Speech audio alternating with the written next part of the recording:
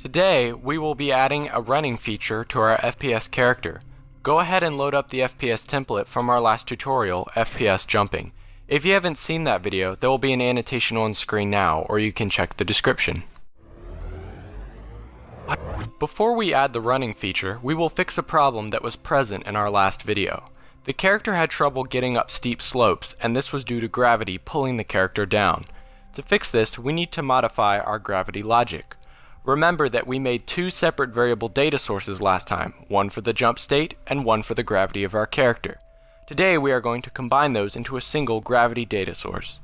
Under the setValue event that changed our jump state to 0, reassign the event target to be our gravity data source. Press X to remove all targets and then press A on our gravity data source. Change the value to be the same large negative number that you used to represent the downward pull of gravity. I'm going to use the same number from last tutorial, -1200. This number is going to represent the downward pull of gravity only when our character is in the air. Under the setValue event that changes our jump state to 1, reassign the event target to our gravity data source. Again, press X to remove all targets and press A on our gravity data source. Change the value to be a smaller negative number. I'm going to use -200. This new number will represent the downward pull of gravity only when our character is standing on solid ground. Up here in the button chain, delete the setValue event that used our jump state. Under this filter that checked our jump state, reassign comparison value 1 to be our gravity data source. Change comparison value 2 to be the same small negative number that you used for gravity while standing on solid ground. Again, I'll use -200. Select true event to be our setValue event that changed our gravity to a large positive number. There should not be any connections with the jump state anymore. This is because our jump state has been combined with our gravity data source. You can now delete the jump state variable data source. A jump is available whenever the gravity is the small negative number, which represents standing on solid ground. This is the same as checking for the jump state to be 1. You can test your checkout from the Start menu. Notice that the character has no problem ascending these steep slopes.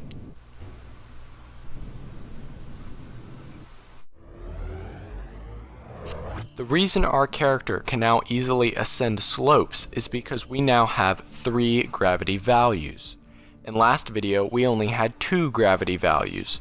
One large positive number, 8,000 for me, that represented the upward force of a jump, and a large negative number, -1200 for me, that represented the downward pull of gravity. Today we added a third number, a small negative number, which represents the downward pull of gravity while on solid ground. Since the number is small, gravity does not pull down as much, and thus the character can move up slopes easier. The larger negative number now represents the downward pull of gravity only when the character is in the air. Since we have 3 gravity settings, we also need to institute some logical checks to prevent our character from getting stuck. Copy the generic filter and place it near the OnLeave section of our area trigger. Reassign the select true event of this new filter to be our setValue event that changes our gravity to the large negative number. Under our area trigger in advanced events, reassign OnLeave to this new generic filter. This setup will now check to make sure the gravity is the small negative number before it sets the gravity to the large negative number.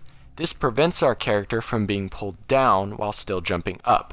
If the gravity is set to the large positive number, then this filter will evaluate to false, and it won't change the gravity. We need another one of these checks to prevent getting stuck in a jump. I'm going to move these events up so I can clearly see the impulse chain. Go ahead and copy the generic filter that checks our gravity and place it near your jumping chain. Under the impulse delay filter, reassign select event filter to be this new generic filter. Under the generic filter, change comparison value 2 to be the large positive number which represents the upwards pull of a jump. Again, I use 8,000. Reassign select true event to be our last setValue event that changes the gravity to the large negative number. This will prevent the gravity from being set to the large negative number even though the character is still on the ground. If the character hits the ground before the jump is complete, the gravity will be set to the small negative number and this filter will evaluate to false, leaving the gravity as the small negative number. This is important because our jump state is now represented by this small negative number. You can test your track out, but nothing will have changed. In order to get our character running, we need to be able to change the speed of its movement. This can be done similar to the sensitivity of our rotation. Spawn in a variable data source from the Triggers and Events Data Sources section and snap it near our left joystick group. This variable data source will represent the speed that we want our character to move with. Since both operators use the same multiplication value, which is in fact our speed, you can assign them the values together.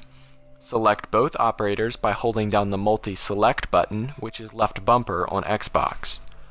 Under their object properties, assign operand 2 to this variable data source. Both operators should now be connected to the speed variable data source. Change the data source's value to a large positive number. I will use the same number I had before, 1200. By changing this variable data source, we can now change the speed of our character. Players normally start running by pressing some button.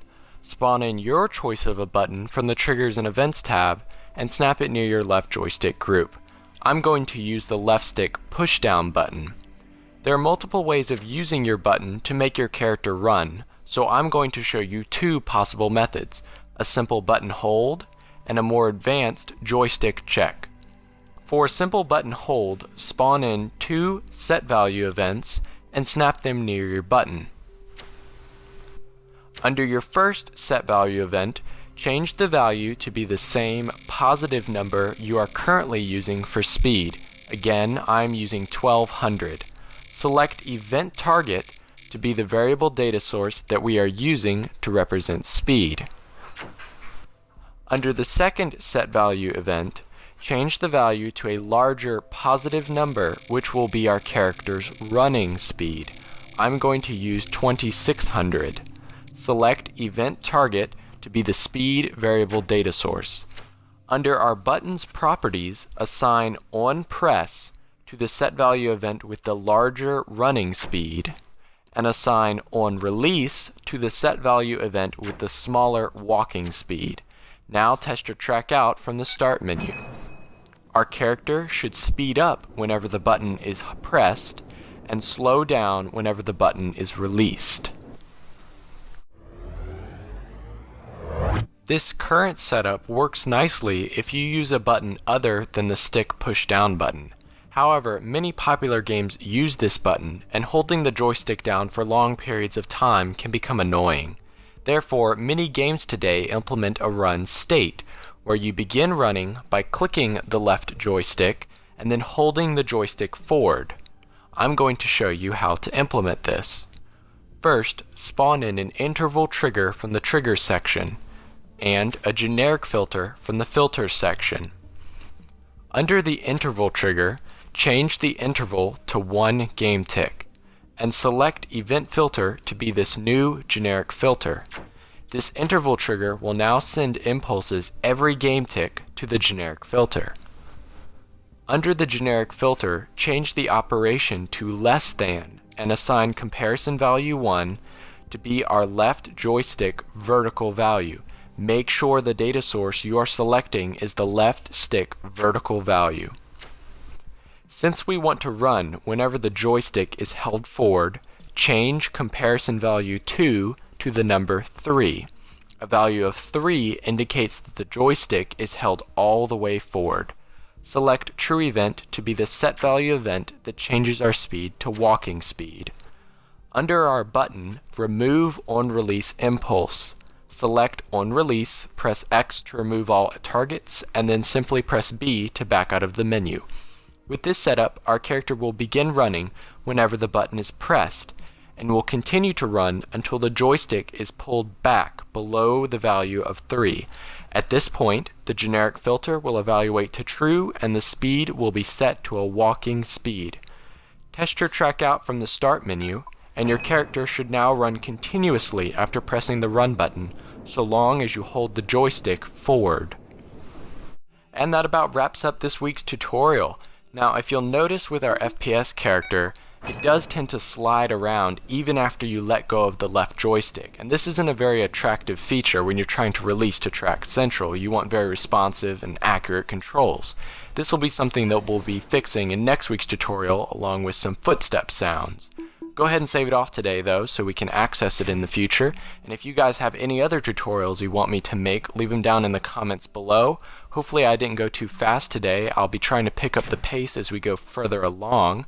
Hope you guys enjoyed. I've been Pneumatic Bog, and I'll see you guys next week.